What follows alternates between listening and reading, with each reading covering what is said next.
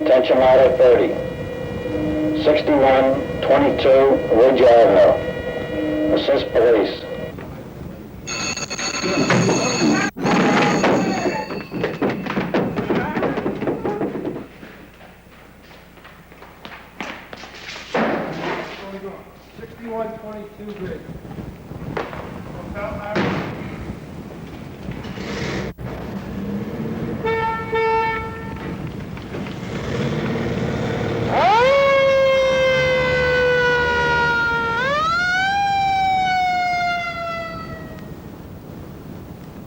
Good evening.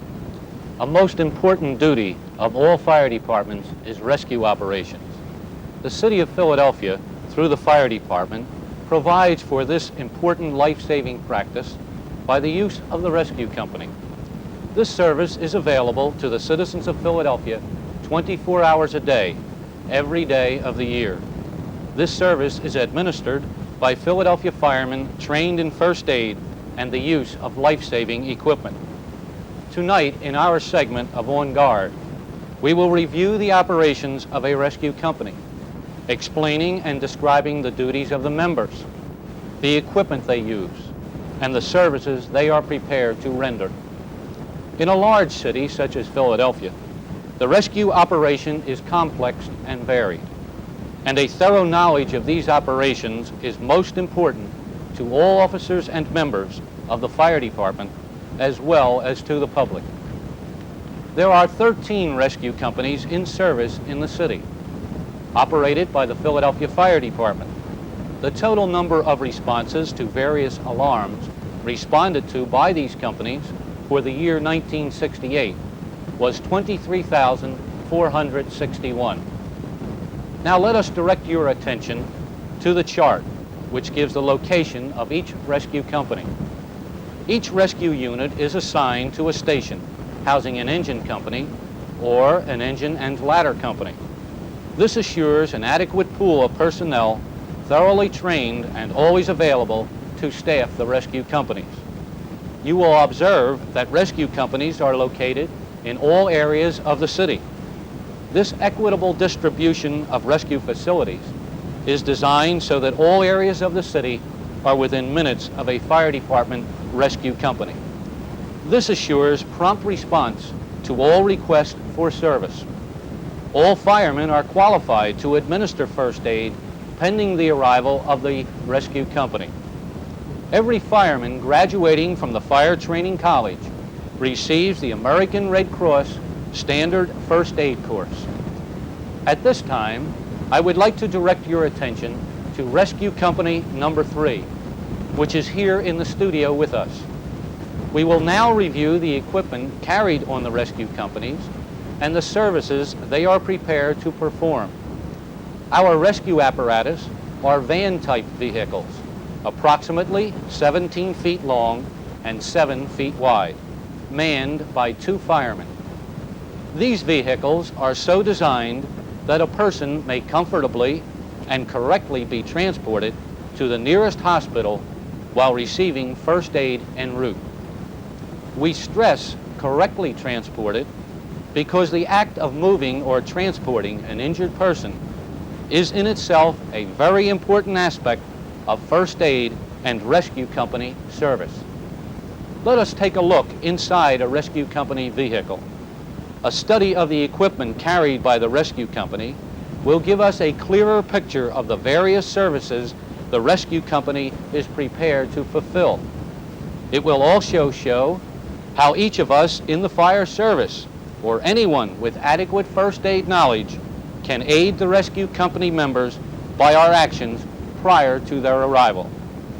Good first aid practice calls for the prompt control of bleeding and resuscitation when required. Treatment for shock and fractures require prompt attention, and burn victims are best treated by treating for the previously mentioned conditions and attaining prompt professional medical attention. Remember, while administering first aid, send for a doctor pending arrival of a rescue company or any other form of transportation. we mentioned prompt control of bleeding. How is the rescue company prepared to control bleeding? Lieutenant Bush will demonstrate these techniques to us. Actually, there are three methods to control bleeding. The best method is the direct pressure method.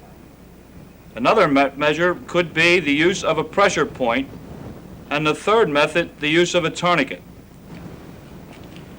The use of the direct pressure is the simplest method and is widely used and has been proven to be the best. Now, if this would be a cut in this area of the forearm, I would simply put a compress, a bandaging material of some type, on the cut and press, thereby controlling the bleeding.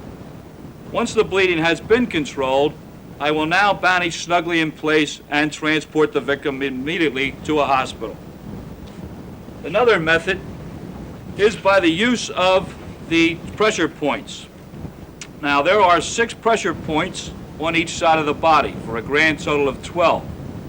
The first one being the temporal, another the facial, the one in the neck area is the carotid, the one in the collarbone area is called the subclavian, the one for the upper extremities is the brachial, and the one in the lower extremities is called the femoral.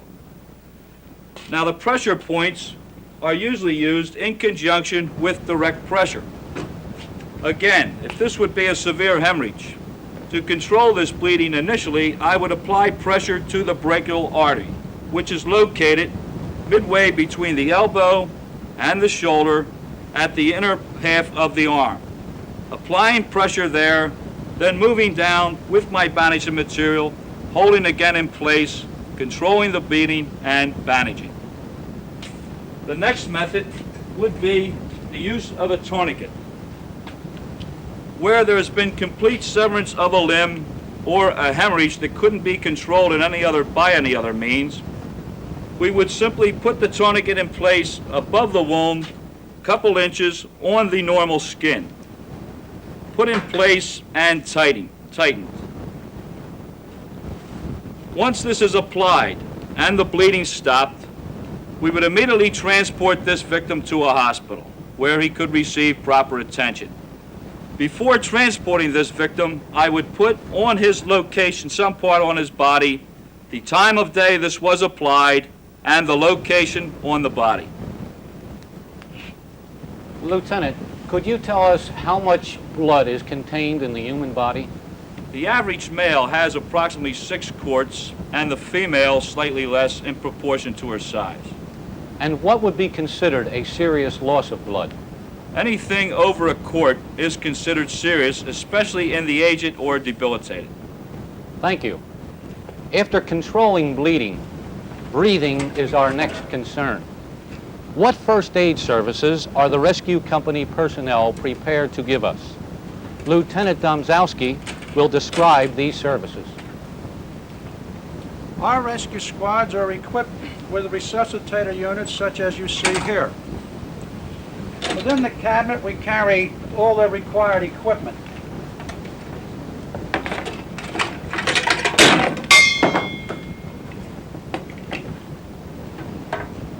It consists of 2 D cylinders which hold the oxygen carbon dioxide mixture. When full, they have a pressure of 2,000 pounds per square inch.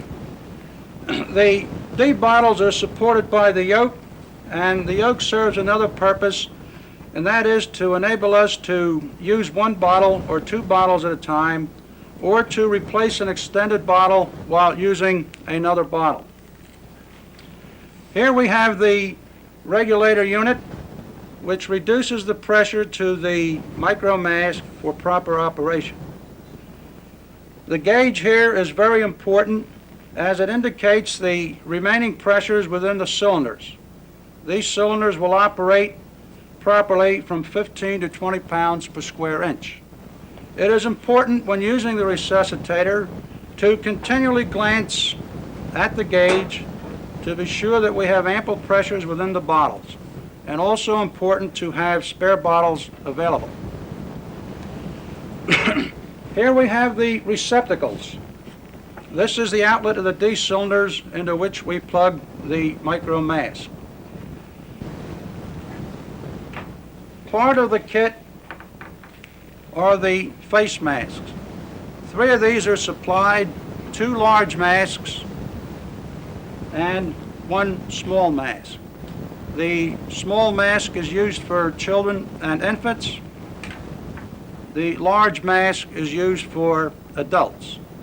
The mask can be cushioned by inflating the cushion simply by opening the valve by turning it clockwise, inflating, pinch the tube to hold in the air, and lock the valve. This affords us to get a more perfect seal about the patient's face. Another important item included with the kit is the aspirator mechanism. In the event of air blockage, we can remove vomitus and mucus from the victim's air passages with the use of the aspirator.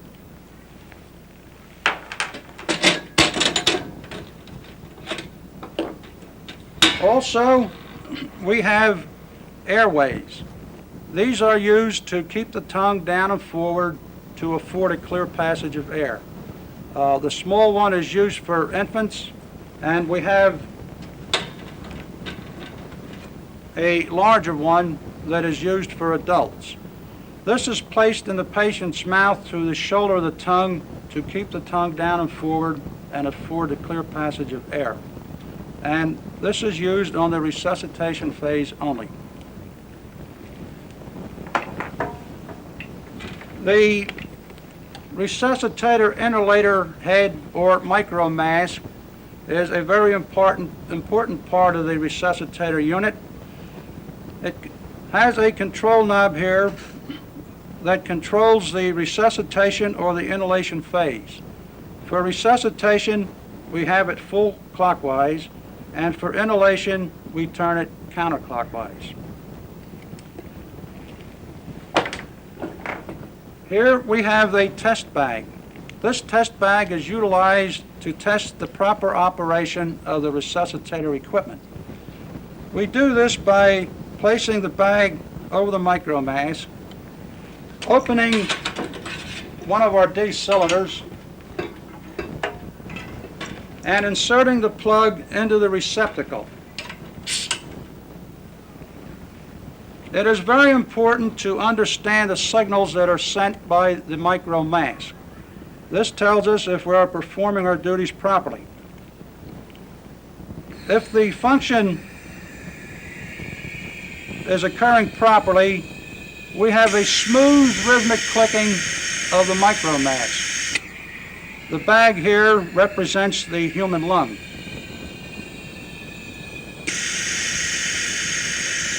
Now, in the event of an obstruction within the air passages, this will be indicated by a rapid clicking.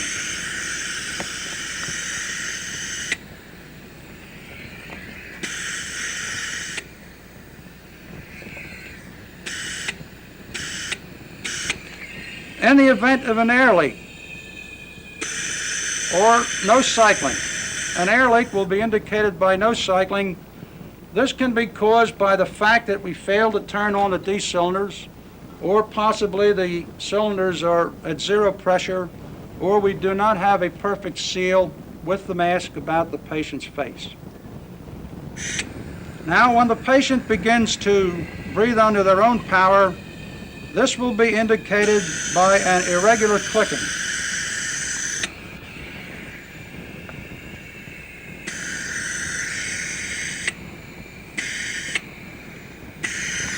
And once this occurs, we then turn the machine to the inhalate position and continue the treatment on inhalation. We continue this, and prior to the end of the treatment, we will lift the face mask slightly to introduce some normal air. Having demonstrated and explained the component parts, we will now demonstrate the practical application of the resuscitator.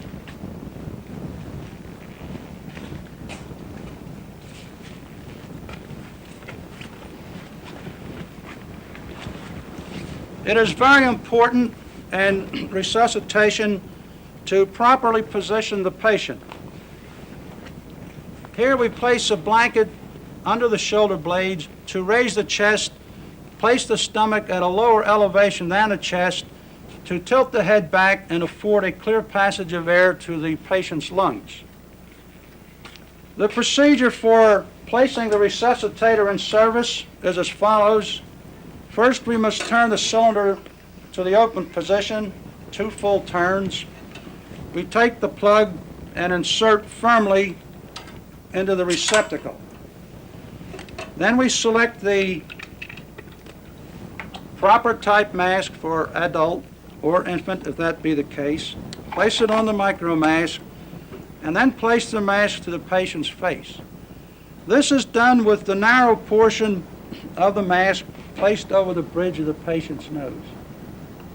The wide portion of the mask will fit in the hollow of the patient's chin.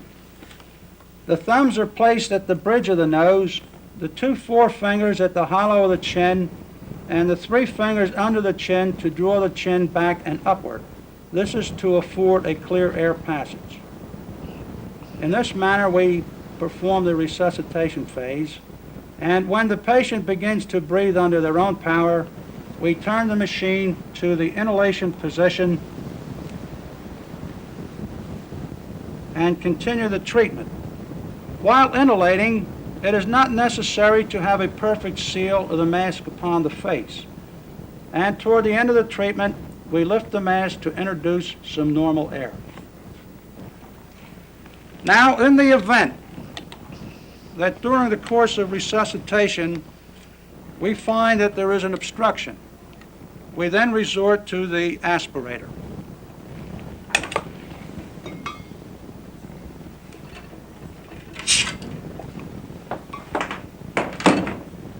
In using the aspirator,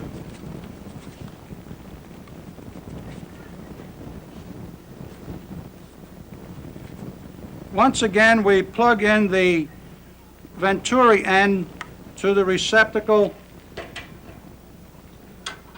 of the resuscitator. Place the catheter in the victim's mouth and withdraw any mucus or vomitus. As you see the water decline here, this simulates the act of removing mucus or vomitus. If the catheter becomes plugged, this can be cleared simply by moving the catheter away from the patient's face and placing the finger over the venturi. This reverses the pressure and clears the catheter.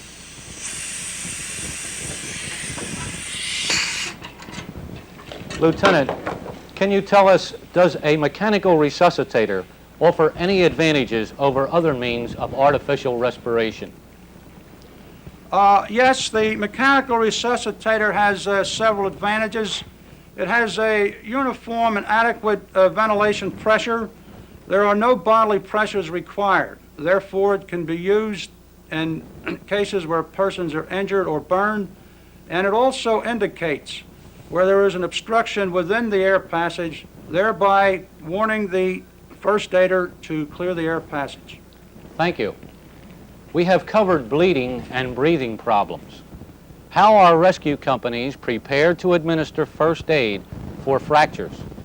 Lieutenant Bush will demonstrate this important item. Actually, our rescue squads carry 3 forms of splints that they utilize in their daily work in splinting arms or legs, whatever the case may be. The one type is the inflatable or jet splint. This is widely used because of its ease in application. The next is the Timmins arm or leg splint. These are also used. Another type is the wire splint, which is utilized for compound or irregular fractures. To demonstrate the inflatable splint, I'll put this on Fireman Garler. Now, if this area of fracture would be in the hand or wrist, it's simply put in place, zipped up, and blown to inflate it.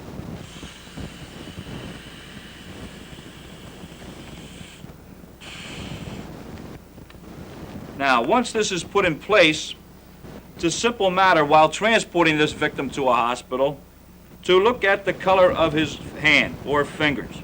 If these would turn blue, this would denote that there would be a circulation problem.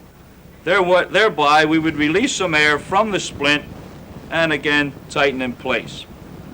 Now, another type of splint, which we'll explain its use, is the Timmons arm and leg splint. I'll put this on Fireman Conley. This is simply placed in the same location with the splint midway between the fractured site. Again, we lace in place.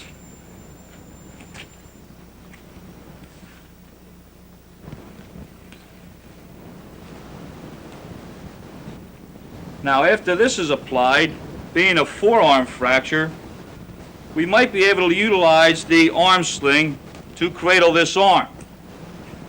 At the point of the arm sling, we tie a knot. This will cradle the elbow part of the arm. Simply place the long end over the normal shoulder. Cradle the arm at the elbow with the knotted end. Simply place this over under the armpit and put in place. Again, tie off at the side of the neck so that there would be no discomfort on the spinal column. Making sure it's cradled and the fingers are exposed to again look for any circulation problem. Another injury we may encounter in the rescue squad is the neck injury. In the case of a neck fracture or a suspected fracture of the neck, we would utilize what is called the cervical neck brace. This is put on by simply placing the rear end and the chin end and applying these straps to the shoulder first in this manner. Next, we secure the upper end or the chin and back of the head end. Then the turnbuckles are adjusted to immobilize the chin so that he would be carried in this manner to the hospital. The last type of fracture we may encounter may be the fracture of the back or a suspected back injury. In this case, we would utilize what is known as the Haggard stretcher. This is no more than a board with straps to secure our patient on the stretcher. Also, there's slots here for our men to carry the victim. At the ends, there are adjustable feet weight to take care of a victim up to 7 foot tall. Lieutenant, can you tell us how we might improvise if the Haggard stretcher is not available to us? Remember, we must immobilize this victim, and the best method is to place them on something rigid. Our prime concern is not to bend the body. So we may be able to utilize a door, a bench, or something of this type to bring the victim to the hospital. Thank you. At this time, we will discuss a very important aspect of rescue operations: transportation of an injured person. There is an old axiom in first aid: when in doubt, don't. Moving or transporting a person indiscriminately could aggravate an injury or even cause an injury. How do the rescue companies transport people? Lieutenant Bush and Lieutenant Domzowski will demonstrate the correct procedures.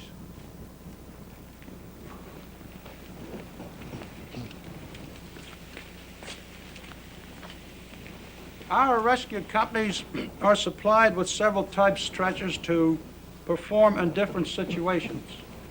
Here we have the hospital stretcher, which is of metallic tubular construction, supplied with a foam mattress and necessary blankets.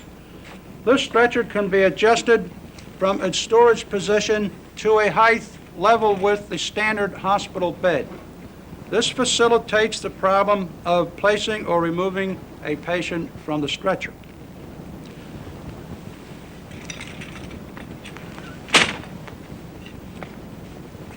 Also, there are means to adjust the head position as follows.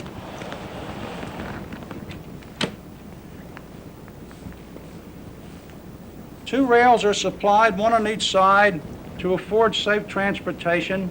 And in moving the patient, they're moved out of the way simply by removing the securing pin and placing in a downward position.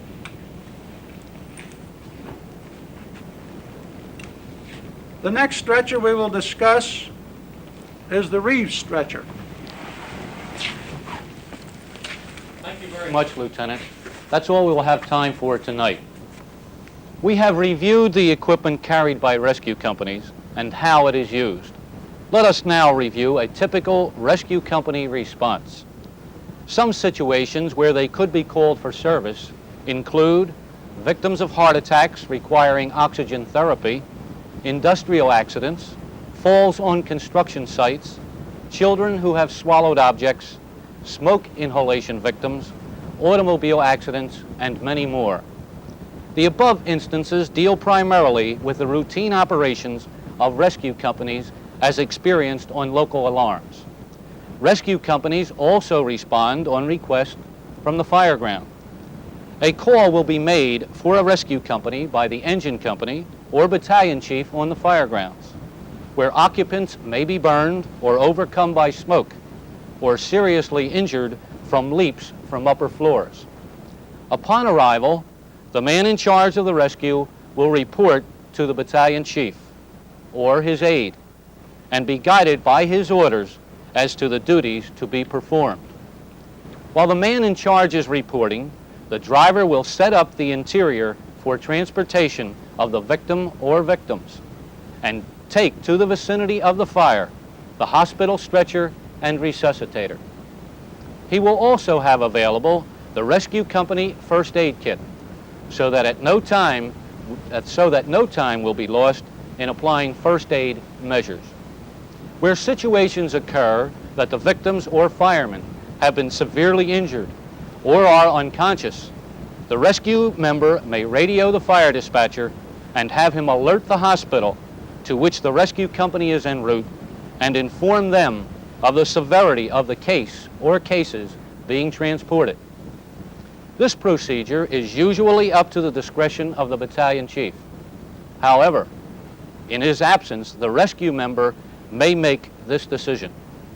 In all situations such as described, the rescue members will be under the command of the first-in battalion chief or the senior officer on the fire ground and will be guided by his orders. When the second alarm is sounded, the rescue company nearest the location of the fire will be sent.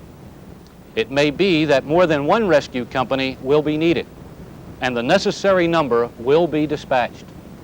Upon arrival at the scene of the multiple alarm of fire, the man in charge of the rescue company will report to the officer in charge of the fire ground.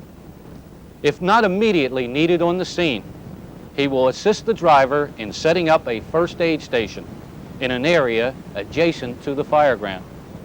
They will make available for service the resuscitator, the hospital stretcher, and all first aid equipment. When the first aid station has been set up, the man in charge will inform the officer in charge of the fire of its location, or will inform the dispatcher, who will inform the aide of the officer in charge of the fire ground. Remember, a thorough knowledge of rescue practices will enable all the members of the fire department to be on guard, so that if and when they are called upon, they will be able to perform in a professional manner for the people of Philadelphia.